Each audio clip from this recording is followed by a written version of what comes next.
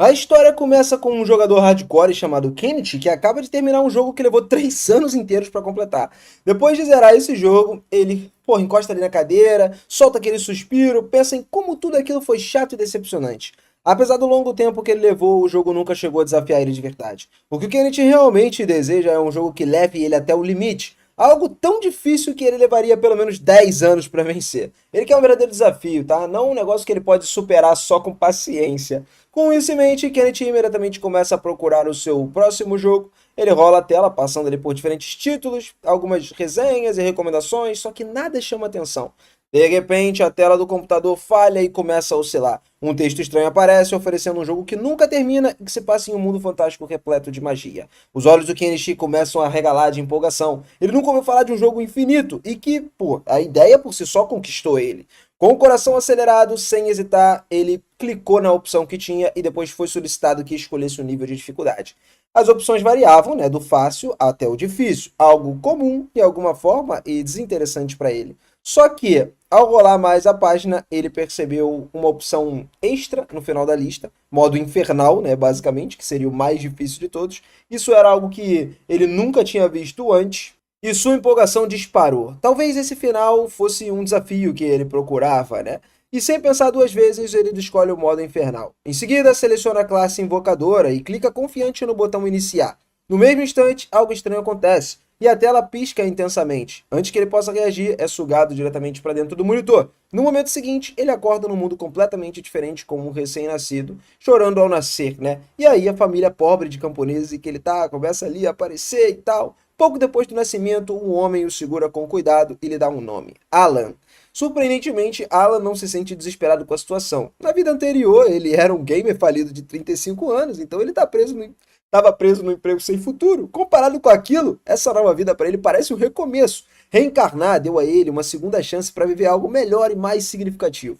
Só que, no momento, o Alan tem apenas 1 ano de idade e ainda não consegue falar. Ele pensa com mais clareza, de alguma forma, consegue organizar suas ideias para poder entender que as pessoas dizem ao seu redor ali, observando tudo atentamente, acho que é o primordial para agora, né? E ele também percebe que a língua falada nesse mundo é japonês, sendo o idioma comum por lá. Alan e sua família vivem numa vila fronteiriça, onde os pioneiros pagam impostos a um senhor feudal em troca do direito de cultivar a terra. A vila ainda é nova, né, um pouco desenvolvida e nem sequer possui um nome próprio. O pai de Alan se chama Holden, um homem trabalhador, atencioso, que faz tudo o que ele pode para poder sustentar a família. Pela aparência, Alan estima que tenha cerca de 20 anos. A sua mãe se chama Ja. Provavelmente está no final da adolescência. Observando o quanto seus pais são próximos e amorosos, Alan sabe que é apenas uma questão de tempo até ganhar irmãos mais novos. Mais tarde naquela noite, depois de ele colocar ela para dormir, o Alan ficou quieto na cama, pensando. De repente, ele se lembra de que nesse mundo deveria ser um invocador. Curioso, ele tenta abrir a janela de status para verificar suas estatísticas, porém, em vez disso, um grande livro se materializa e começa a flutuar em cima dele. Alan grita em choque vendo aquilo, e o seu grito chama a atenção dos pais. Em pânico, ele faz o livro desaparecer antes que eles entrem no quarto. E quando eles viram, nada parecia errado. Os pais presumiram que era apenas um barulhinho de sono e saíram dali. Assim que ficaram sozinhos de novo, Alan traz o livro de volta e ele descobre que aquilo é um grimório, contendo detalhes sobre as estatísticas e habilidades. Lendo, ele começa a confirmar realmente que ele é um invocador, assim como ele escolheu no jogo. E o livro explica que ele pode invocar criaturas, mas por ser muito jovem, ele está limitado a insetos e pequenos animais.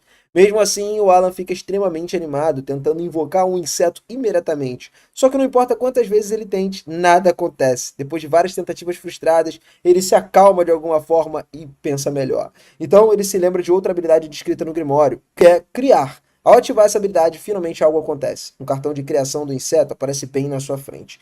Vendo isso, Alan percebe que precisa criar uma criatura primeiro, antes de poder invocá-la. Agora que ele tem a carta de criação, ele se prepara para finalmente invocar o inseto corretamente. Só que no momento em que ele está prestes a fazer isso, sua mãe entra no quarto para ver o que ele está fazendo, e aí o Alan reage imediatamente, deitando-se de novo e fingindo que estava dormindo. Mesmo depois disso tudo, e que a mãe saiu do quarto, ele percebe que está subitamente muito cansado. As pálpebras ficaram pesadas, e aí ele começa a entender que é inútil tentar permanecer acordado. Decidindo que é melhor descansar, resolve dormir e deixar a invocação para a manhã seguinte. Na manhã seguinte, quando seus pais não estão observando, Alan cuidadosamente pega o seu grimório de novo. Dessa vez ele consegue concluir a invocação com sucesso, Num instante, um gafanhoto gigante aparece e pula diretamente em cima dele. O Alan entra em pânico, mas rapidinho ele tenta dar ordens à criatura, mandando ela obedecer ele. Infelizmente, o gafanhoto não demonstra interesse e simplesmente sai pulando sozinho. Confuso, o Alan verifica o Grimório de novo, esperando encontrar uma explicação. Ele conta as estatísticas do gafanhoto registradas no livro, além de uma informação importante. Ele precisa dar um nome à criatura invocada. Depois de pensar um pouquinho, o Alan decide chamar ele de Dina. E ao observar a própria ficha de status, ele percebe que invocar Dina realmente aprimorou suas habilidades. Só que antes que pudesse comemorar, sua mãe entrou de repente no quarto. Ela percebe Dina imediatamente e com muito medo de insetos, ela reage sem pensar esmagando o gafanhoto na mesma hora. Assim, Dina desaparece instantaneamente. Depois de alguns dias treinando suas habilidades e testando coisas diferentes, Alan finalmente consegue invocar outra criatura. Dessa vez é um pequeno rato, ao qual ele decide dar o nome de Mousse. E aí, infelizmente, o Mousse, ele de alguma forma parece ser tão pouco inteligente quanto o Dina era e raramente obedece às ordens. A maior parte do tempo ele faz o que ele quer. Só que ao contrário de Dina, Mousse de alguma forma possui uma habilidade útil chamada correria, que permite a ele se mover com a velocidade extremamente alta. Embora ainda não seja muito obediente, pelo menos ele usa essa habilidade quando o Alan pede, o que já deixa o garoto um pouco mais satisfeito com a invocação. Alan passa o resto do dia estudando cuidadosamente o Grimório, e ele lê cada página repetidas vezes, tentando entender como a invocação realmente funciona e o que precisa fazer para conseguir monstros mais fortes, capazes de obedecer os comandos corretamente. Ele pensa em diferentes métodos, possíveis ali, condições de combinações de habilidade, mas por mais que estude, não encontra uma resposta clara. No fim, todo o esforço não leva a nenhum resultado concreto, e ele acaba se sentindo frustrado. Mais tarde, o pai de Alan, Holden, finalmente retorna para sua casa. Suas roupas estão manchadas de sangue, deixando claro que ele acabou de voltar de uma caçada perigosa. Orgulhoso, ele conta a Alan que conseguiu abater um javali enorme, descrevendo o quão grande e assustador ele era. Então ele pergunta a Alan se gostaria de vê-lo. Ao ouvir isso, o Alan fica extremamente animado. Seria o primeiro monstro real que veria neste mundo. Vendo a empolgação do filho, Holden decide levar ele junto. E essa é a primeira vez que Alan sai de casa, então ele se sente emocionado, né? Durante o caminho, seu pai aponta para um bando de pássaros chamados Albarron. E aí, nessa época do ano, eles voam rumo ao norte, marcando ali uma chegada do outono. Holden explica que escolheu o nome de Alan inspirado nessas aves. Após cerca de 10 minutos de caminhada, eles chegam ao local onde o javali está sendo cortado. Várias pessoas trabalham juntas, processando o monstro. Inicialmente, Alan está cheio de empolgação e observa tudo de perto, mas quando ele olha com mais atenção, essa empolgação lentamente se transforma em medo. Ver uma criatura tão grande e poderosa pessoalmente faz ele perceber o quão assustador aquele mundo realmente é. Alan entende que se tivesse que lutar contra algo assim naquele momento, ele não teria a menor chance. Pouco depois, um homem chamado Jera, vizinho deles, aproxima ali e acaba parabenizando Holden pela conquista. Logo, os outros moradores também começam a elogiar, reconhecendo que derrotar um javali daquele porte não é uma tarefa fácil. Holden então apresenta Alan a Jera. O homem fica impressionado com o quanto o garoto é educado e bem comportado, especialmente considerando que tem apenas 1 ano de idade. Em seguida, Alan pergunta quão forte um javali realmente é. E Jera, de alguma forma ali, explica que eles são monstros perigosos, que normalmente são necessários cerca de 20 pessoas para derrotar só um. O Alan, então, absorve essa informação em silêncio. Isso dá a ele uma noção clara do nível de força existente naquele mundo e o tipo de ameaça que ele poderia enfrentar no futuro. Cerca de 10 meses depois, Alan recebe a notícia empolgante. Finalmente ele alcançou o nível 2 como invocador, e esse avanço permitiu a ele criar cartas de criaturas de rank G. Isso já representa um grande passo para a jornada dele, tá? Além disso, ao alcançar um novo nível, ele adquire uma habilidade totalmente nova que lhe permite fundir as suas criaturas invocadas. A melhor parte é que o espaço do inventário também dobra, o que significa que agora ele pode acumular o dobro de buffs que antes, aumentando muito o seu potencial de força.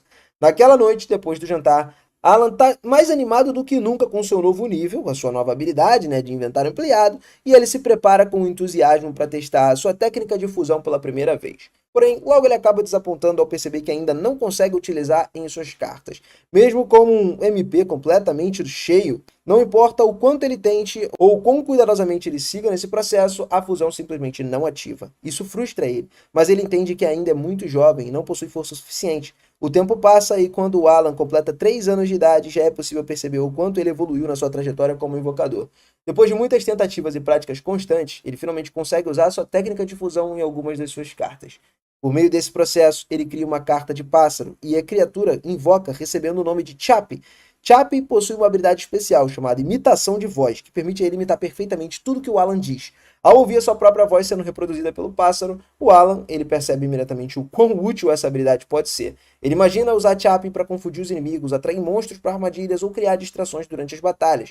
Observando tudo o que ele aprendeu até agora, Alan se sente satisfeito. Ele reconhece a profundidade e a complexidade desse mundo e admite para si mesmo que ele é muito mais hardcore do que qualquer jogo que tenha experimentado da sua vida anterior. Por volta das 3 da tarde, uma das suas amigas, garotas chamadas Karina, vai até a sua casa para brincar. Como sempre, eles começam uma disputa de cavaleiros ali, lutando com espadas feitas de gravetos. No início, o Alan subestima ela, acreditando que vencer seria fácil. Só que, para sua surpresa, Karina é muito mais rápida e ágil do que esperava. Ele se move ali com muita precisão, esquiva dos ataques e contra-ataca antes que possa reagir. Alan tem dificuldades em acompanhar o ritmo dela e, antes que perceba, acaba perdendo essa luta. No final do dia, ele estava completamente exausto, derrotado, se sentindo mal por ter perdido para Karina. Seu corpo dói, o orgulho está ferido, mas em vez de desanimar, ele faz uma promessa silenciosa. Da próxima vez, ele estaria mais forte. Naquela noite, uma notícia importante é revelada à família. Tasha anuncia que está grávida. E ao ouvir isso, o Alan diz ao pai que quer ajudar a colheita de batatas ali, né, já que a sua mãe não poderia trabalhar tanto. No fundo, ele sabe que consegue lidar com o trabalho físico, porque sua resistência é maior do que de uma criança comum. Só que seus pais não sabem disso. Eles dizem gentilmente que um garoto da idade deles não precisa trabalhar e deve focar em brincar e aproveitar a infância. Também o incentivo a continuar passando tempo com Karina, já que percebem o quanto ela deixa feliz. Em seguida, mencionam que estão ansiosos pela cerimônia de avaliação de Alan. Sem entender, Alan pergunta o que é isso. Então, seus pais explicam que quando ele completar 5 anos, vai ter uma cerimônia divina para poder determinar o seu talento. Eles esperam que o Alan ele receba um talento poderoso, algo que possa libertar a família da vida dura como camponeses. Alguns meses depois, durante o inverno, Alan acidentalmente se esquece de guardar Dina, e por causa disso, sua mãe acaba vendo um inseto assustado e escorrega e cai no chão. Holden corre para ajudá-la e percebe que a bolsa rompeu. O bebê já estava a caminho. Karina também estava presente naquele dia, né, já que ela e Alan estavam brincando juntos. Holden rapidamente pede a Karina que vá buscar os seus pais ali, porque eles têm uma experiência com parto e tudo mais. E pouco tempo depois, Jera e sua esposa Matilda chegaram para ajudar. Matilda assumiu o controle da situação, mandou todos os homens saírem da casa dizendo que precisava de privacidade para realizar o parto. Ao longo da noite, as coisas foram passando, e na manhã seguinte todos acordam com o som do bebê chorando. Eles correm e descobrem que o bebê nasceu em segurança. Deja já está ali pedindo para que Holden escolha o nome e ele decide chamá-lo de Mesh. Deja adora esse nome imediatamente, né? Mas por alguns segundos pergunta da onde que veio, se ele veio de algum monstro ou algo do tipo. E o Holden admite que sim. Mas mesmo assim ela gosta e os dois começam a rir. Sendo acompanhado por todos, enquanto a família ri e celebra, Alan observa o silêncio. Refletindo sobre tudo, ele percebe que nunca entendeu completamente o motivo de ter reencarnado. Além do desejo desesperado de jogar um jogo, né, realmente desafiador. Ele se lembra da vida vazia que ele tinha antes e ele percebe que ele estava completamente satisfeito em deixar ela para trás. Nesse novo mundo, ele se sente muito mais livre, cheio de possibilidades e, acima de tudo, percebe que a sua nova família é a melhor parte da sua segunda chance. Ele ainda não sabe como ele vai fazer isso, mas faz uma promessa silenciosa. Não importa o que aconteça, ele vai libertar sua família dessa vida difícil. Algum tempo depois, quando Alan tem 5 anos, ele pergunta ao pai como é a cerimônia de aptidão. O homem explica que se trata de um evento especial do qual todos, desde os servos até nobres, devem participar ao completarem 5 anos. Se Alan demonstrar uma boa aptidão, por exemplo, ele pode ter a chance de subir de vida ali e deixar de ser um servo. O problema é que ele vai ter vários rivais. E o garoto não entende o que isso significa, então o pai explica que quando chegarem pela primeira vez às terras, as pessoas começaram a ter filhos depois de filhos, e em outras palavras, tem muitas crianças da mesma idade que o Alan nesse momento. Nesse instante, Krina aparece por cima do ombro do pai e chama Alan para eles irem juntos ao evento, e assim os 4 se reúnem, né, depois de uma caminhada. Krina fica impressionada com a quantidade de casas que encontram na vila, aonde o teste vai ser realizado. Enquanto Alan observa tudo com admiração, Krina jura que vai se tornar uma cavaleira, caso seja designada como espadachim. Quando chegam à igreja onde o teste é feito, o Alan percebe que os plebeus usam roupas muito melhores do que as dele, o que indica claramente que eles possuem mais dinheiro do que a sua família. Ele até ali, de alguma forma, escuta alguns garotos zombando dele por ser um servo e tal. E em meio de tudo isso, os oficiais religiosos sobem às portas da igreja e pedem a bênção de Elmia, o deus da criação, para que todas as crianças tenham oportunidades iguais. Afinal, esse país já viu heróis cujas linhagens um dia pertenceram à servidão. Por exemplo, Classes, o santo. Basicamente, o cara nasceu como um humilde plebeu, enquanto Deverg era um lorde, né, da espada, e foi apenas um servo no passado. Se sentindo esperançoso ao ouvir isso, Alan se lembra de que antes de reencarnar, viu que classes como herói, lorde da espada, eles precisavam começar nas camadas sociais mais baixas. E em seguida, os participantes são chamados para entrar na igreja e dar início ao que eles aguardavam, né, a grande avaliação. Alan observa a estátua de Elmer, o deus da criação, então o líder do grupo religioso convida o chefe da vila, Doge, para iniciar a avaliação com o seu filho, Palomomas. E aí, cada criança deve tocar uma esfera de cristal, então os atributos e talentos revelados são todos escritos em uma placa de metal atrás do sacerdote. Com isso, a atenção toma conta do líder da vila, que começa ali a suar de tanta expectativa. Não muito diferente, o seu filho se aproxima da esfera de cristal. Logo, seus atributos aparecem na placa de metal, organizados da mesma forma que Alan já tinha visto com a sua própria página de status. Palomamas possui o talento, de se tornar um comerciante, o que deixa o pai extremamente satisfeito e emocionado. Sem entender muito bem e achando que qualquer talento já era motivo de comemoração, Alan verifica seu grimório que apenas ele consegue ver e percebe que os atributos são exibidos como rankings em vez de números. Enquanto isso, os outros garotos passam pela avaliação e, ao descobrir que não possui talento nenhum, sai correndo aos prantos até o pai, que o abraça com carinho. Em seguida, o garoto arrogante dá um tapa no próprio rosto antes de descobrir o seu talento para boa sorte. Ele então comemora em saber que será um machadeiro. Alan fica impressionado ali ao perceber que esse garoto, Dagora, ele recebeu um dos atributos com um rank de primeiro nível, o primeiro que ele vê com toda a sua vida, E com o passar do tempo, todas as crianças realizam as suas avaliações, até que resta apenas Alan e Krina no final. Ansiosa para acabar logo com aquilo, Krina corre em direção à esfera de cristal e assim que estende a mão, o item emite um brilho extraordinário. Então, a placa de metal revela que a garota possui o talento para se tornar o Lorde da Espada, algo que é praticamente um milagre. Enquanto todos ficam atônitos ali diante da raridade de um talento tão poderoso, Krina resmunga, dizendo que queria só ser uma espadachim. Alan então entende que ela sempre foi tão dominante nos seus duelos por causa disso. E finalmente o filho de Roden é chamado para avaliação. Sendo a última criança do evento, sem demonstrar ansiedade, Alan só precisa tocar na esfera de cristal e finalmente mostra aos pais que é um conjurador. Só que ele é literalmente lançado para trás pela força mágica brutal que emana do item, acompanhada pela luz 2 vezes mais intensa do que surgiu quando Krina foi avaliada. Sem conseguir ler o resultado, Holden corre até o sacerdote e pergunta qual foi o veredito. Mas de uma forma inacreditável, o garoto não possui talento algum na classe que deveria aparecer. A placa exibe uma falha repleta de letras aleatórias. Enfurecido, Alan começa a amaldiçoar as famílias dos desenvolvedores por não conseguirem consertar esse jogo lixo, mas Holden permanece calmo e chama o filho para eles voltarem para casa. Horas depois, os dois retornam aos braços de Teresia e Mesh, o que aquece imediatamente o coração de Alan. E não apenas naquele momento, tá? Quando todos se reúnem ao redor da fogueira, seus pais deixam claro que sempre estariam ali. Ele sempre vai ser precioso para eles, independente de ter talento ou não. Diante de tanto carinho assim, Alan reconhece que a sua família é tão pobre que sequer possui uma banheira. Ainda assim, isso não impede ele de ser feliz. Na hora de dormir, o garoto revisa seu grimório e confirma que realmente possui todos os atributos de rank E, o que leva ele a descobrir algo importante. Ele é o único nesse mundo jogando ali no modo infernal, tá ligado? O mais difícil de todos.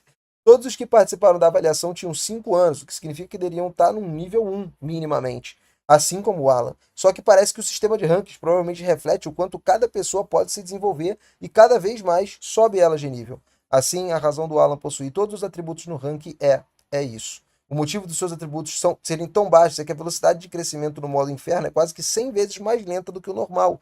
E isso parece significar que os seus níveis estavam mostrando apenas uma fração do valor real. Depois de passar a vida inteira jogando jogos no modo fácil, Kenichi Yamada renasceu nesse mundo como um jogador no modo inferno, algo que poderia enlouquecer qualquer um, mas o Alan ele se recusa a desistir. Afinal, ele se lançou nesse desafio justamente para colocar jogos ridiculamente fáceis em seu devido lugar. Falando nisso, estava bem claro que o absurdo escrito no lugar da sua classe era apenas um glitch mal feito.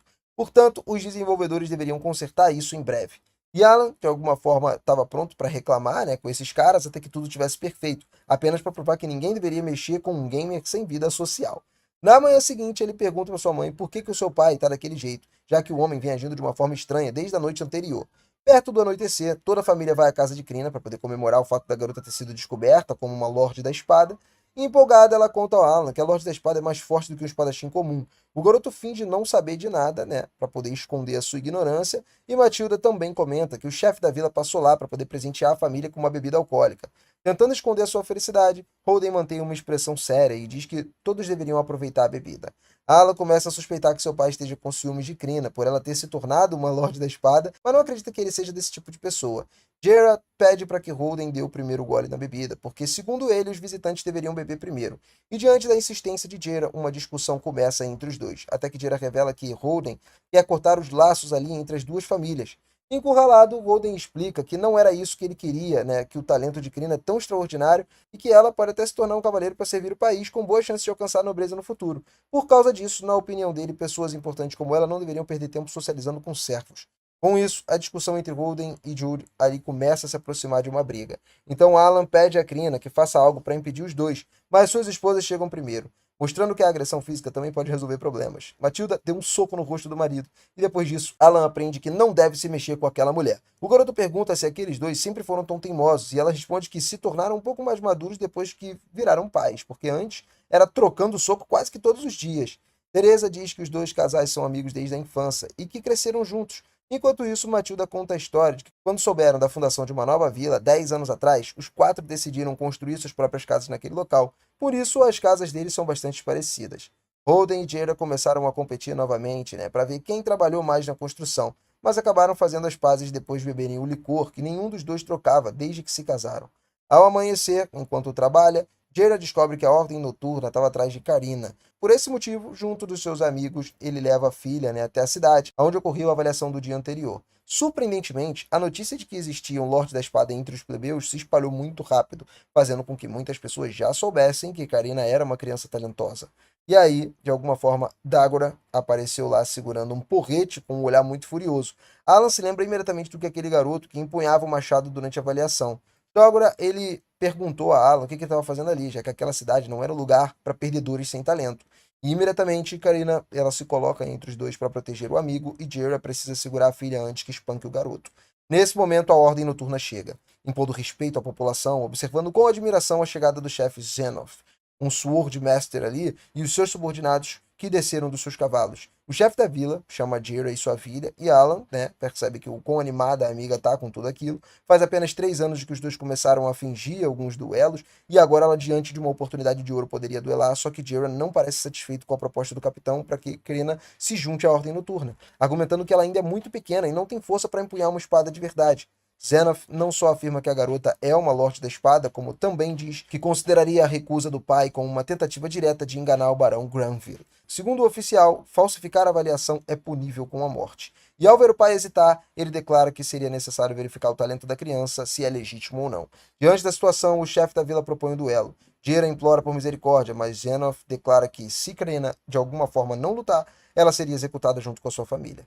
Nessa hora, o desespero tomou conta de todo mundo que estava assistindo, né? Porque, pô, uma cena cruel dessa, menos a garota. Ela, quando viu a espada sendo oferecida, correu para demonstrar uma confiança inacreditável. Assim que ela é colocada diante do vice-capitão, que se apresenta como Lebrand, que pertence à classe de Lancer, depois dela se apresentar, né, vou falar o nome dela, a cavaleira, ela avança contra o oficial sem qualquer medo. Muito pelo contrário, ela age como se estivesse brincando ou algo do tipo. E tem um sorriso no rosto dela que não desaparece. Os dois começam a trocar golpes, mas Lebrand bloqueia o ataque da garota com muita facilidade. Enquanto Dagora está lá impressionado com a força da menina, Alan avalia que talvez a habilidade de esgrima dela esteja no nível 5, devido a todo aquele treinamento diário, né, que eles realizaram. Mesmo assim, o vice-capitão contra-ataca a força de Karina e defende com dificuldade, deixando o Jera cada vez mais desesperado. A garota não perde a confiança e tenta revidar, mas acaba abrindo demais a guarda e recebe um forte chute no estômago, sendo arremessada contra a parede com uma força suficiente para esmagar os tijolos. Jera tenta correr até sua filha, mas é contido por 2 soldados. Assim como Alan e Holden, que estão lá sendo impedidos de ajudar a amiga, né? A derrota parece certa, assim como tinha sido a execução de Krina e da sua família. Só que a Senhora da Espada se levanta de novo e começa a emitir uma energia mágica que faz o olho esquerdo do seu rival tremer. Com isso, a garota avança mais contra o oponente e demonstra força e agilidade 4 vezes maiores do que antes, forçando Lebrand a dar tudo de si para não ser cortado em pedaços. Depois de uma série brutal de golpes, Karina, de alguma forma, consegue a partir a lâmina do vice-capitão ao meio, o que quase levou o crânio junto dele. Então Xenoth declara o fim do duelo e a vitória da garota. Enquanto todos assistem à luta e começam a comemorar, o capitão se aproxima de Jera e parabeniza por ter criado uma legítima Lorde da Espada. Em seguida, pede desculpas por ter duvidado das palavras do homem. Jera, no entanto, mantém o rosto sério, se concentrando apenas em proteger a sua filha. Xenoth pede uma chance para discutir o futuro de uma jovem tão talentosa e afirma que se isso fizesse se sentir mais confortável, Jera pode levar seus amigos para essa reunião. Horas depois, na residência do chefe da vila, Jera mantém uma expressão meio severa, né, o tempo todo, depois da vida da sua filha ser colocada em risco. Alan entende por que o filho do chefe estava sentado na mesa, mas não faz ideia do porquê que aquele garoto guerreiro do machado estava ali com o pai. Talvez estivessem desesperados, né, para não serem ofuscados pela Senhora da Espada. Nesse momento, Zenoff explica que ele foi enviado pelo Barão Grumble para poder determinar se era verdade ou não a Senhora da Espada que tinha surgido entre eles. E o resultado não poderia ser mais claro depois desse duelo. Em seguida, Zenoff afirma a Doji que, por ordem do seu mestre, essa vila passaria a ser chamada de Vila Carina a partir de hoje. Segundo o capitão, 3 anos atrás, uma Senhora da Espada nasceu na família Contz. Contudo, Alan não entendeu que isso era possível, porque, pelo que lembra das regras do jogo, alguém dessa classe só pode nascer como servo, plebeu ou barão. De qualquer forma, o oficial acrescenta que essa pessoa chegou a servir a família real, mas não atendeu às expectativas, o que levou à reavaliação e concluiu que ela era só uma espadachim comum. Mais tarde, se descobriu que muitos membros da nobreza exageravam bastante nos talentos de indivíduos, o que acabou levando à criação de regra ali que sempre reavaliariam as crianças que eram consideradas especiais. Dito isso, Zenoff pediu desculpas mais uma vez a Dieira por submeter sua filha num julgamento tão difícil e pede que ele crie ela com muita dedicação, porque aos 12 anos ela pode estudar na academia e eventualmente servir a família real. Dogora pergunta se qualquer pessoa pode entrar nessa academia para se tornar um cavaleiro e o pai do garoto pede desculpas pelo comportamento do filho.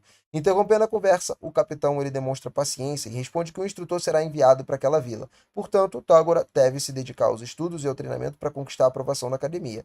Karina diz a Alan que vai estudar junto com ele e tal, mas Dogora afirma que as pessoas sem cérebro como ele, sem talento, não são capazes disso. Karina rapidamente corre para defender o seu amigo mais uma vez. E o Alan acha engraçado ter 40 anos e ser defendido por uma menina de 5. Nesse momento, Zenoff finalmente percebe a presença de Alan e, ao descobrir quem o seu pai é, se levanta da cadeira para cumprimentar Holden, o caçador de javalis, uma verdadeira lenda local. Holden não entende de onde vem tanta admiração e o capitão explica que o barão é apaixonado pelas carnes de javalis servidas na vila. Nesse instante, Alan pensa em como seu pai e os outros trabalhadores arriscam suas vidas para caçar aquela besta, mas foi o barão quem ficou com a carne. Ainda assim, ele se sente muito feliz pelo respeito, né, que o capitão demonstra por Holden. Depois do término da reunião e as duas famílias se separarem, Holden comenta com seu filho como Karina pode se tornar uma heroína, como aquelas histórias, né, que já existem do passado, mas que até mesmo servos como ele às vezes podem ser reconhecidos pelos nobres. De qualquer forma, o homem acredita que seu filho ainda tem uma chance de realizar grandes feitos na vida, já que ele carrega os genes do próprio pai, né? O pai é bravo. Dito isso, Alan tira 2 frutas que roubou da reunião para poder dar à mãe e ao irmão. E os dois caem na gargalhada quando Holden mostra que roubou ainda mais. No dia seguinte, o menino acorda radiante e algumas excelentes notícias apareceram. Ele finalmente aprimorou sua habilidade de conjuração, desbloqueou a técnica de encantamento e adquiriu a capacidade de invocar criaturas de rank F. Aparentemente, ele ainda precisa fundir 2 cartas para poder criar uma nova, exatamente como aconteceu com o pássaro Chappie, mas imediatamente a criança fica totalmente empolgada com a ideia de invocar um dragão parecido com o Chinryu. E aí ele também se anima, né, percebendo que o limite do seu inventário de cartas aumentou de 20 para 30. Já faz 2 anos desde a última vez que Alan tinha aprimorado a conjuração, que explica tamanha felicidade. À noite, enquanto a família se reúne em volta da lareira, Teresa sente o cheiro ali do seu filho mexendo dentro de uma barriga já enorme e o Alan se oferece para poder lavar a louça para aliviar o trabalho da mãe. Quando o mestre pergunta se vai ter um irmãozinho, Teresa comenta que, como os chutes estão mais suaves dessa vez, o próximo bebê provavelmente vai ser uma menina. Ela então lembra do marido, né, de que já era hora de pensar num nome, reforçar que prometeu deixá-la escolher o nome. Enquanto Teresa reflete sobre os nomes de meninas, Alan comemora silenciosamente ao receber uma mensagem de Elmi em seu livro, informando que todos os seus pontos de mana foram completamente restaurados. Seus pais percebem que ele está distraído, já que não consegue ver o livro, e acabam presumindo que o garoto estava só delirando, brincando ali com algum amigo imaginário, de uma forma leve. A conversa então muda de rumo ali quando Holden comenta sobre como a sua cicatriz melhorou. Ele explica que ganhou aquela marca durante a prova dos deuses, ocorrida na caçada do javali daquele dia. Quando Ala pergunta o que isso significa, o pai explica que o êxtase divino é um fenômeno raro em que às vezes acontece durante a caçada, que é basicamente quando uma onda de energia percorre seu corpo, curando os ferimentos e dissipando o cansaço. Ao ouvir isso, o Alan imagina que deve ser o equivalente ao processo de subir de nível naquele mundo. Como seu pai é um caçador de javalis veterano e muito respeitado na comunidade, mesmo sem conseguir verificar o seu status, Alan presume que Holden esteja num nível bastante alto. Por outro lado, apesar da sua recente evolução, o Alan ele ainda permanece no nível 1, só poderia mudar disso se enfrentando criaturas fortes o suficiente para conceder experiência. O problema é que os servos não podem sair da aldeia sem permissão, a menos que eles estejam indo caçar. Essa é a única exceção. Por isso, o Alan se voluntaria para a próxima expedição, mas o Holden o interrompe imediatamente, afirmando com firmeza de que caçar não é um jogo, e sim algo extremamente perigoso, capaz de custar vidas. Até Teresa se surpreende com a fraqueza do marido. Alan não insiste, mas também não desiste de evoluir da sua própria maneira. Antes de dormir, ele consulta novamente o livro e percebe que finalmente entendeu ali que ele recebeu uma mensagem. Depois de enviar algumas reclamações do típico estilo de jogador tóxico, os desenvolvedores corrigiram o bug de texto. A mensagem dizia: enviamos uma mensagem profética ao grande Papa para alertar a todos. A escolha da palavra parece estranha, quase que divertida. Refletindo sobre seus atributos, o Alan percebe que todos estavam classificados como Rank E, já que subir de nível no modo infernal é um processo lento e muito complicado. No entanto, um anexo ali com dados brutos revela algo surpreendente. Ele possui o Rank S em mana e inteligência, além de alguns atributos de Rank A e Rank C.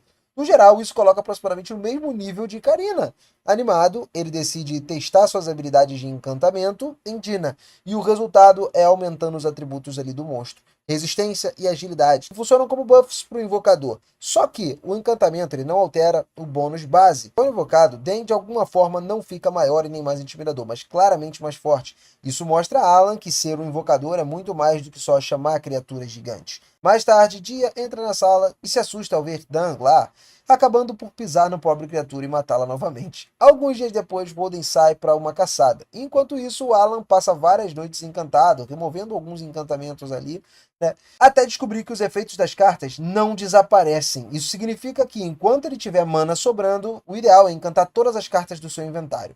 Depois de testar quase todas as funções possíveis sem sucesso, resta só uma combinação. Reunindo toda a sua sorte, ele funde um inseto franco com um pássaro Rank F. O resultado é inesperado e nada satisfatório à primeira vista. A carta se chama Grama F. Alan sequer imagina que a grama pudesse ser uma invocação.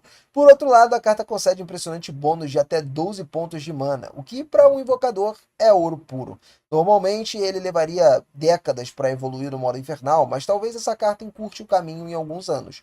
Ao invocá-la, ele percebe que a criatura se parece com uma maçã ambulante e decide chamar ela de Pô, mesmo reconhecendo que o nome não é dos melhores. A criatura exibe a sua habilidade, chamada Aroma, que faz com que ela se enterre no solo e desenvolva um broto cuja copa fica exposta. O cheiro é muito agradável, semelhante a um óleo essencial. Alan não faz ideia de para que isso serve, né? Mas aprecia o fato do seu quintal estar se tornando um pequeno jardim, embora lembre a si mesmo de que não veio para aquele mundo gelado para poder ser um jardineiro, né? E a Teresa chamou ele para o almoço depois. O Alan ele tentou fazer o por retornar a carta, mas o combinado não funcionou.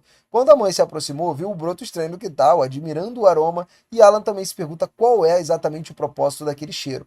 Mais tarde, ele treina com Karina, como de costume, e mesmo que apanhe, né, dessa vez, fica claro que ainda não tem chance contra ela. Ainda assim, Karina percebe que o seu parceiro está mais resistente. Ao verificar o livro, Alan descobre que a sua habilidade com as espadas subiu para o nível 3, que aumentou ainda o inventário, permitindo a ele melhorar os seus atributos de ataque e defesa.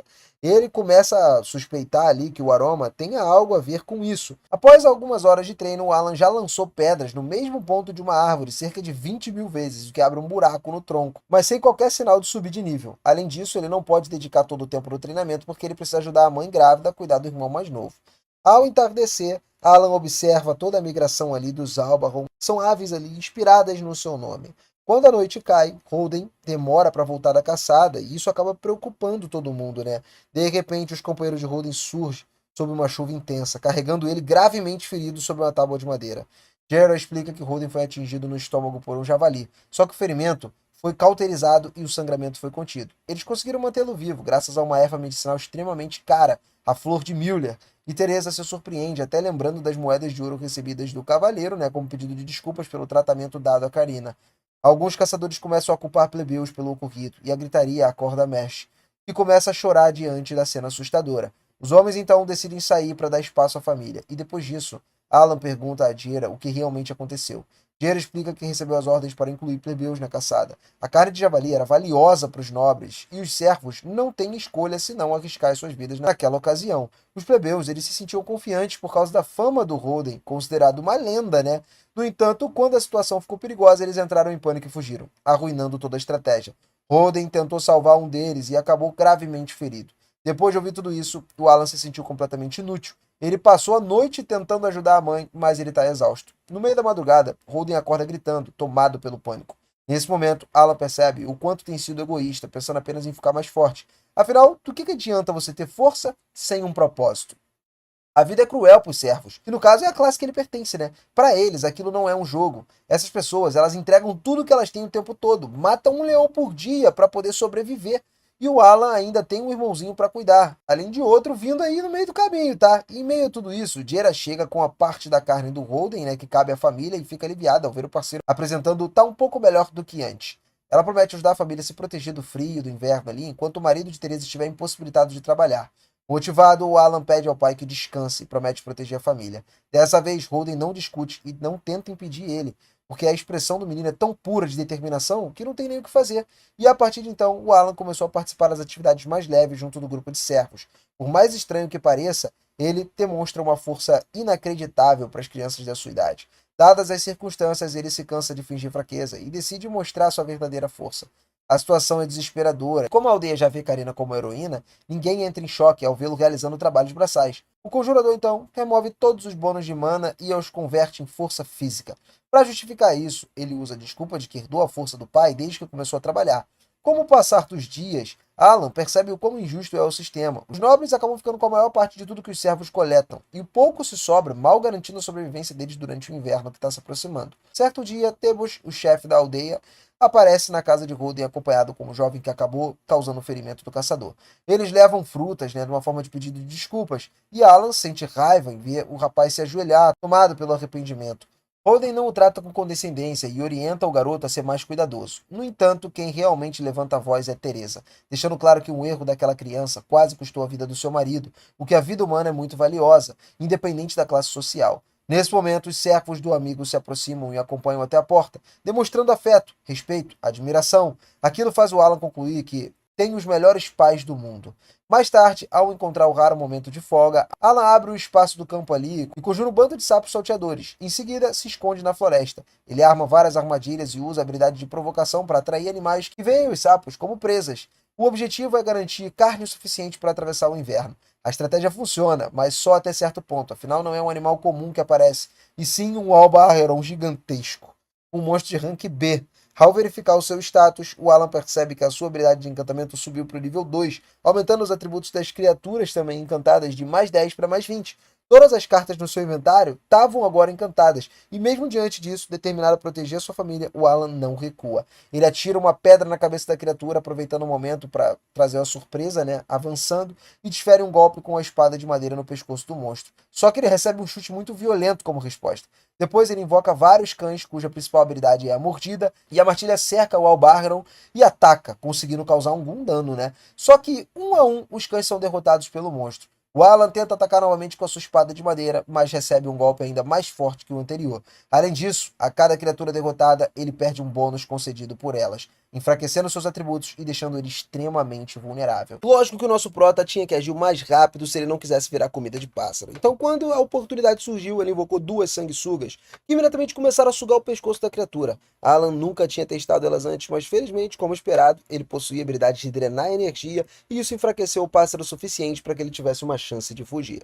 Assim que ele conseguiu se libertar, Alan invocou ainda mais sanguessugas e lobos, e com os esforços combinados das criaturas, ele finalmente conseguiu desferir o golpe final e derrotar o monstro. O Alan mal podia acreditar no que ele tinha feito, e cara, aquilo era de fato o seu primeiro abate. Seu Grimório confirmou que o pássaro estava realmente morto, e ele ainda recebeu 100 de XP como recompensa.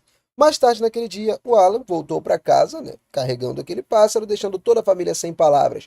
Eles não conseguiam acreditar que ele realmente tinha matado algo assim, e o Alan contou que ele conseguiu pegá-lo de surpresa enquanto o monstro estava distraído, que era em grande parte verdade, né? Mas ele omitiu completamente a parte das suas invocações. Gerta começou a inspecionar o cadáver, intrigado da forma como o Alan tinha conseguido derrotar a criatura enquanto ele usava apenas uma espada de madeira e algumas pedras. E durante a análise ele percebeu marcas de mordida no pescoço do pássaro e questionou Alan sobre aquilo. O Alan inventou um desculpa ali, né? Uma coisa apressada, dizendo que estava lutando por instinto e fez o que foi necessário. Gerta passou ali a imaginar o Alan mordendo esse pássaro com todas as forças, e ainda assim, independente de como aquilo tinha acontecido, o feito era impressionante. Ele parabenizou Alan, lógico, pelo excelente trabalho, e ainda se ofereceu para ajudar ele a secar a carne e retirar o sangue, já que era a primeira vez que o Alan fazia aquilo. Os dois seguiram juntos para o curral, e olha só, o engraçado é que o pássaro pesava cerca de 60 quilos, mas depois de ser retirado o sangue seco, cara, aí o peso caiu para aproximadamente 20 quilos. Só metade da carne era realmente comestível. As asas, por outro lado, rendiam um bom dinheiro e vinham acompanhadas de uma pedra mágica. Mesmo assim, no final das contas, a maior parte precisava ser entregue como imposto. Tudo dependia dos superiores. Alan achava os impostos de 60% sobre todos os alimentos completamente injusto, e Goethe concordava com ele, porém, normalmente não tinha nada que eles pudessem fazer a respeito. Ainda assim, como a situação do Alan era um pouco diferente, talvez ele conseguisse usar a culpa, né? Ou melhor, negociar com o chefe para poder ficar com um pouco mais do que o normal. Mais tarde, Alan e Goethe foram lá no escritório do chefe para relatar a caçada, e o chefe ficou muito satisfeito com a notícia, mas Goethe sugeriu que Alan entregasse apenas as asas como pagamento do imposto. Ficava com o restante da carne, e isso pegou o chefe de surpresa. Ele tentou explicar que não podia aceitar aquilo, porque o barão tinha exigido mais comida do que o habitual naquele ano. Goethe, então, lembrou ao chefe que Alan só foi forçado a sair para caçar por causa da sua exigência irracional, o que acabou resultando no ferimento de Golden, né? Então, do jeito que as coisas estavam, a família de Alan poderia realmente morrer de fome, já que mal tinha o suficiente para comer. Para dar ainda mais credibilidade à história, o Alan fingiu que estava prestes a desmaiar de fome ali mesmo. O chefe se sentiu extremamente culpado, mas ainda hesitava em reduzir os impostos para tornar a proposta mais atraente. Goethe se ofereceu para incluir a pedra mágica do pássaro, e no fim o chefe concordou com o acordo. Alan e Goethe ficaram muito felizes, mas ainda assim não tinham terminado. Alan perguntou se isso significava que eles poderiam ficar com toda a carne, exceto as asas, em futuras caças também, e o chefe hesitou novamente, mas Goethe lembrou de que era extremamente raro uma criança capturar um passarinho desse sozinho. Pô, quais seriam as chances disso acontecer de novo? Convencido, o chefe aceitou, acreditando que o Alan não conseguiria repetir esse feito tão cedo. Lógico que ele estava enganado, né? Mais tarde, o Alan retornou aos campos e dessa vez conseguiu atrair 2 desses aldeirões de uma vez só. E a essa altura ele já tinha dominado a estratégia. Primeiro enviava as sanguessugas para enfraquecer os pássaros e depois lançava pedras nas suas cabeças para desorientar eles. Depois ordenou que os lobos atacassem com a força total que eles tinham, e quando a vida do monstro caiu o suficiente, ele finalizava os dois com golpes certeiros de sua espada. E aí ele vinha caçando a cada 3 dias há algum tempo, só que aquela foi de fato a primeira vez que ele conseguiu um sucesso quase que total, perdendo apenas uma das suas invocações. Para melhorar ainda mais, ele ficou acumulando XP, o suficiente para subir para o nível 2. Animado, o Alan abriu a tela de status e percebeu que seus atributos tinham aumentado em cerca de 60%. Era um pouco menos do que ele esperava, mas ainda assim um aumento enorme. Levou 6 anos para subir num único nível, entendeu? Então agora que finalmente tinha acontecido, pô, ele estava se sentindo honrado por contar a verdade para sua família. Pouco depois, o Alan voltou para casa carregando os 2 pássaros e seu pai ficou admirado por ele ter conseguido capturar os 2 de uma vez só, mas percebeu que tinha algo diferente no Alan naquele dia. Só que o Alan ainda tinha outras obrigações para fazer, incluindo a sua sessão de sparring com Karina, né? Então ele saiu antes que Holden tivesse a chance de conversar. Depois daquela caçada, Alan tinha capturado oficialmente 10 pássaros no total, o suficiente para sua família sobreviver o inverno inteiro. Ele gostaria de continuar caçando para poder alcançar o nível 3, mas duvidava que encontrasse tantos pássaros assim com muita facilidade. Graças ao aumento dos seus atributos, Alan agora conseguia acompanhar a Karina com muito mais facilidade. Ainda assim, em um momento de distração, ela se aproximou sorrateiramente por trás e deu um tapa na cabeça dele. Mais tarde, naquela noite, Alan convocou uma reunião familiar. Quando todos estavam presentes, ele revelou que, na verdade, não era desprovido de talento. Sem entrar em detalhes, ele explicou que, quando ele era um bebê, ele recebeu um oráculo da deusa, Elmia. E isso significava que ele era mais inteligente e mais forte do que a média, mas também teria que trabalhar 100 vezes mais para evoluir. Seus pais acreditaram nele, embora ficassem abalados porque aquilo soava muito parecido com uma maldição. E, de certa forma, eles não estavam errados, tá? O Alan também explicou que só foi considerado sem talento porque a sua habilidade era recente demais para ser reconhecida. Eles ficaram surpresos e perguntaram o que isso significava. Talvez o Alan realmente tinha um talento. E ele respondeu que ainda não sabia qual era esse talento. Pensou em revelar que era um invocador, mas ele desistiu porque ele não sabia como é que as pessoas iam reagir, né? Descobrindo que ele podia controlar algumas criaturas vivas. Mesmo sem conhecer os detalhes, seus pais ficaram muito aliviados. Agora tudo fazia sentido. Eles apenas lamentaram que o Alan não tivesse contado antes. Questionando sobre os seus planos, Alan respondeu que continuaria se esforçando ao máximo para ficar mais forte. Holden o lembrou de pedir ajuda se precisasse, mas recomendou que ele não comentasse isso com mais ninguém, exceto Goethe, que era uma pessoa confiável. No dia em que caiu a primeira neve do inverno, o Alan começou a negociar a carne da ave que ele tinha estocado. Goethe veio ensiná-lo alguns truques de escambo, trocando parte da carne por sal e outros recursos. Um saco de sal custava cerca de 5 pedaços de carne seca, o que equivaleria a 5 moedas de prata. Assim, cada pedaço de carne valia uma moeda de prata. Sabendo que uma moeda de ouro equivalia a 100 de prata, o Alan ele calculou que precisaria de 50 moedas de ouro para que toda a família se tornasse plebeia. Isso significava caçar 500 pedaços de carne de Aldeiraron. E, sinceramente, parecia muita coisa, mas ele tinha certeza de que conseguiria em alguns anos. Depois disso, o Alan visitou a loja de poções em busca de algo para recuperar a MP, mas descobriu que o local não vendia itens tão sofisticados. Ao perguntar sobre as ervas medicinais, o balconista se lembrou de Gerta implorando por uma ali para salvar o Holden no passado. Aquela lembrança fez o Alan perceber que o seu pai não teria sobrevivido sem aquela ajuda. Mais tarde, andando pela cidade, Alan se surpreende com o preço absurdo das armas. Algumas custavam até 50 moedas de ouro. Foi aí então que Dogura apareceu lá do nada e tentou arrumar briga, exigindo que Alan se tornasse seu lacaio. O Alan não tolerou esse desrespeito, né? Deixou sua bagagem no chão, sacou a espada de madeira e desafiou ele. Dogura foi buscar um porrete, acreditando que ele estava em vantagem, mas o Alan, muito mais habilidoso, graças ao treinamento com Karina, o humilhou muito fácil. E com o tempo, Dogura começou a aparecer com frequência para poder treinar, embora ainda estivesse longe de competir de igual para igual. Naquela noite, Holden e Gerta voltaram com mais notícias. Depois de uma reunião com o chefe da aldeia, eles descobriram que ele, o barão, exigiu 15 entregas naquele ano, em vez de 10 habituais. Ele também exige que permitam que os plebeus voltem a caçar com ele nesse ano. Depois do que aconteceu da última vez, Holden e Gerta eram totalmente contra essa ideia. Ainda assim, eles não podiam ir contra as ordens diretas do barão. Sem alternativa, restava apenas aceitar e torcer para que tudo desse certo no final.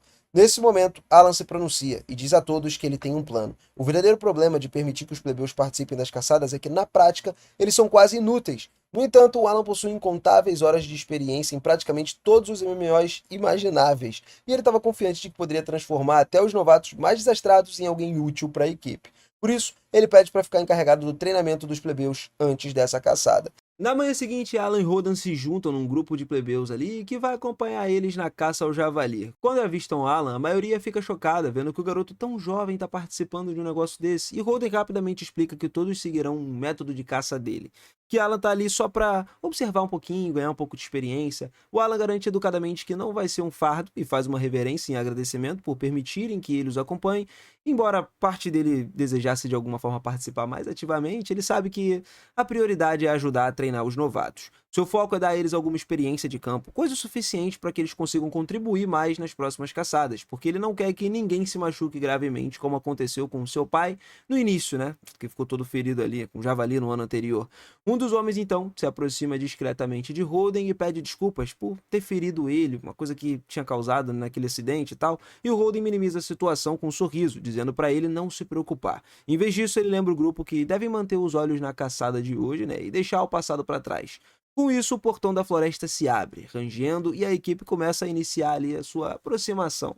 Ao entrar na mata, Alan percebe que, de repente, essa é a primeira vez dele, né, em 7 anos, desde que ele se tornou um servo, ele saiu da aldeia e agora tem que visualizar o mundo de uma forma diferente. Parece um passo pequeno, mas é um passo significante, tá? Talvez seja só o começo de um caminho que leve à libertação da sua família dessa vida. O que mais empolga ele, porém, é a possibilidade de avistar as lendárias montanhas do Dragão Branco. Existe uma antiga lenda de que um dragão branco mítico vive próximo àqueles picos ali, e Alan sempre sonhou em ver esse dragão, nem que fosse de longe. Pouco depois, a caçada começa. Todos se posicionam enquanto o enorme javali selvagem atravessa os arbustos com violência.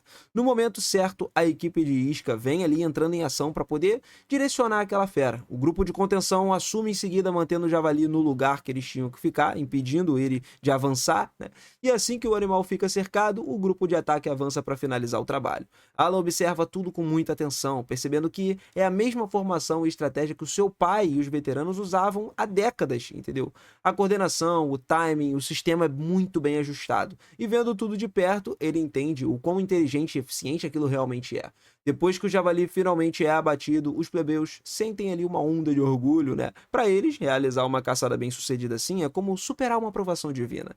E é a prova de que o seu crescimento, o seu trabalho em equipe dão muito certo. O Alan imagina que como o javali era classificado como um monstro de rank C, eles devem ter acumulado uma boa quantidade de pontos de experiência. Curioso, né? Ele abre então o Grimório para poder verificar os seus próprios status, mas para sua decepção ele descobre que ele não ganhou nenhum único ponto.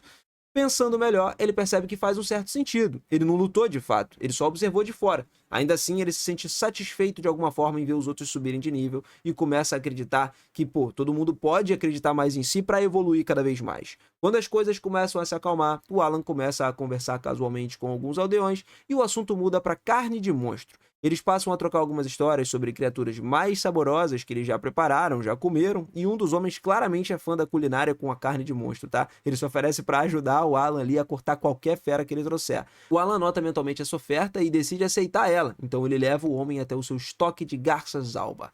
E aí acaba perguntando se ele pode cuidar do corte e tudo mais. E claro que o homem não pretende trabalhar de graça. Então o Alan propõe um acordo. Para cada alba processada, ele entregaria 2 pacotes completos de carne como pagamento. A oferta é generosa e o homem aceita imediatamente. Alan tem um motivo claro para esse arranjo. Ele ainda está juntando 50 moedas de ouro para poder libertar sua família, né? Ele quer transformar todo mundo ali em pessoas boas, saindo daquele lugar e não ter que pagar imposto. Se ele contratasse um açougueiro profissional, óbvio que ele ia gastar muito mais, né? Provavelmente uma pequena fortuna, e com essa troca ele consegue um serviço bem feito, sem desperdiçar nada das suas preciosas moedas. Logo depois, a caçada recomeça. Dessa vez, eles decidem se dividir em grupos menores, em vez de permanecer juntos, e a nova estratégia permite cobrir mais um terreno, uma parte maior, e capturar o dobro de javalis no metade do tempo. Ainda assim, algo continua incomodando o Alan. Ele não entende por que o barão estava pressionando tanto para que ele escolhesse mais javalis esse ano do que nunca. Só que as ordens são ordens, né? E quando o barão fala, ninguém tem liberdade para questionar. De repente, um dos javalis avança direto contra eles, e Jera reage instantaneamente, golpeando a fera da frente ali com um ataque devastador que a derruba na mesma hora. Ele então chama os caçadores novatos para finalizar esse trabalho aí, e aí fazem exatamente isso. Mais uma vez, ele sente orgulho de concluírem outra caçada com sucesso. Da vez anterior, o Alan não viu nenhuma mudança nos seus status. Dessa vez, foi um pouco diferente. Ele verificou sua tela de status e aí foi tomado por uma onda de alegria. Os atributos aumentaram, ele alcançou oficialmente o nível 3 e ele começou a refletir, entendendo como isso aconteceu. O truque era simples, mas funcionou, né? As coisas foram do jeito que ele queria. Desde que as suas criaturas invocadas façam contato físico com o inimigo antes de morrer, o sistema considera ele participante da luta. Isso é bom. Então, pouco antes do javali cair, o Alan invocou Dina, que era um animal que acabou pisando nele, estabelecendo certo contato. Aquele pequeno momento foi o suficiente para o Alan ganhar experiência, embora tenha sido um custo. Uma coisa básica assim, né? E Dina foi morto nesse processo. Enquanto o espírito de Dina sobe aos céus, Alan pede desculpas em silêncio. Mas no fundo sabe que valeu a pena, porque ele conseguiu evoluir. Depois de 3 meses, o Alan e Karina, então, estão convidados à casa do chefe da aldeia para poder celebrar o ano novo e depois da visita retornam para casa para poder aproveitar a festa adequadamente. A mesa estava repleta de comida e Gerta estava lá, né, sua esposa, aparecendo para se juntar na comemoração. Todos comem, riem e aproveitam o clima acolhedor. E durante a refeição, Gerta pergunta casualmente se o chefe tinha dito algo sobre eles. Alan confirma, explicando que o chefe fez questão de agradecê-los pessoalmente por todo o seu esforço. E Holden já esperava que alcançassem facilmente a meta de trazer 20 javalis no ano, né, como tinham planejado. O Alan acrescenta que o chefe ficou tão satisfeito com o progresso que deu uma garrafa de bebida como recompensa. Ele sabe muito bem quanto Holden e Gerta adoram, né, e gostam de beber pra caramba e ficam animados com o álcool quando as coisas sobem a cabeça ali, né. Então, ele tem uma ideia astuta para usar isso ao seu favor. Ele propõe um desafio. Se vencer, vão poder participar oficialmente da próxima caçada. Arma em mãos, lutando como membro da equipe. Mas se Holden e Jera vencerem, a garrafa seria toda deles. Assim que Alan explica as regras, eles percebem que já caíram numa armadilha, mas era tarde demais para recuar. A vontade de ficar com a bebida falava muito mais alto, né? Só que lógico, com cautela. Então eles aceitam assim mesmo e perguntam que tipo de disputa eles têm em mente. Mantendo a expressão calma, Alan responde que ele quer resolver tudo com uma disputa de queda de braço. Holden e Jera ficam chocados, né, com essa sugestão. Para eles era óbvio que homens adultos seriam muito mais fortes do que garotos da idade dele.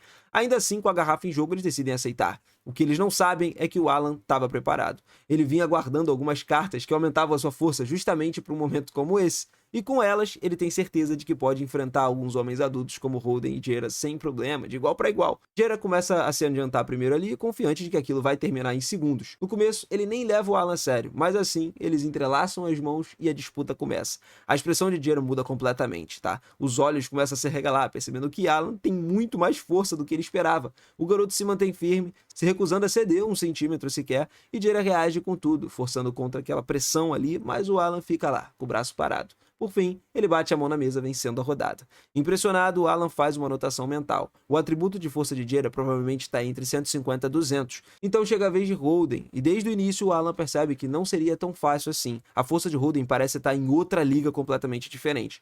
Mesmo com todos os aprimoramentos, Alan luta pra caramba ali para poder acompanhar, e o Holden, porém, nem sequer demonstra o esforço. Lentamente, com muita firmeza e força no braço, o Alan vai para baixo e consegue vencer. Cumprindo sua palavra, Alan entrega a bebida, né? Holden e Jade aceitam uns largos sorrisos e pouco depois todos estavam bebendo e rindo juntos, mesmo não tendo conquistado o direito de participar da próxima caçada. A disputa não foi uma perda total, tá? Ele ganhou algo igualmente valioso, que é uma compreensão melhor de onde ele tá em termos de poder. Agora ele sabe que a força de Jade deve estar por volta do rank D, enquanto de Holden tá mais próximo do rank C.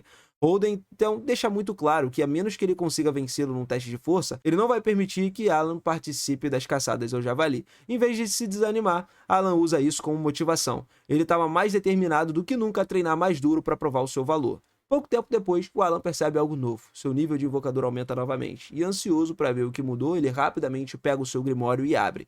Quando ele vai folheando as páginas ali, ele fica impressionado com a quantidade de novas habilidades que tinham desbloqueados. Mais uma em especial chamou totalmente a atenção dele, que era a capacidade de visualizar cartas de rank E, sempre que ele quisesse. O Alan percebeu imediatamente o quão incrível e valiosa essa habilidade é. Com acesso constante a essas cartas, ele tem certeza de que a sua força vai crescer mais rápido do que nunca. Na verdade, ele já começou a pensar em vários desafios ali, inclusive desafiar o Holden de novo. E dessa vez, talvez ele tenha uma chance real de vencer. Enquanto continua examinando as páginas, algo incomum chama a sua atenção. Uma nova página apareceu, e ele tem certeza de que ela não estava ali antes. Quando ele virou essa página, ele encontrou uma coisa parecida com um espaço oco, como se tivesse esculpido alguma coisa diretamente no papel. Depois de alguns testes rápidos, ele entende que aquilo ali é uma habilidade de armazenamento. Ele pode colocar itens dentro do Grimório, desde que caibam naquele espaço. Estranhamente, o interior parece se estender muito mais fundo do que aparenta, tornando o compartimento muito mais útil do que o tamanho de fato sugere. O que realmente deixa ele confuso é que essa magia de armazenamento ela é considerada uma habilidade de nível divino.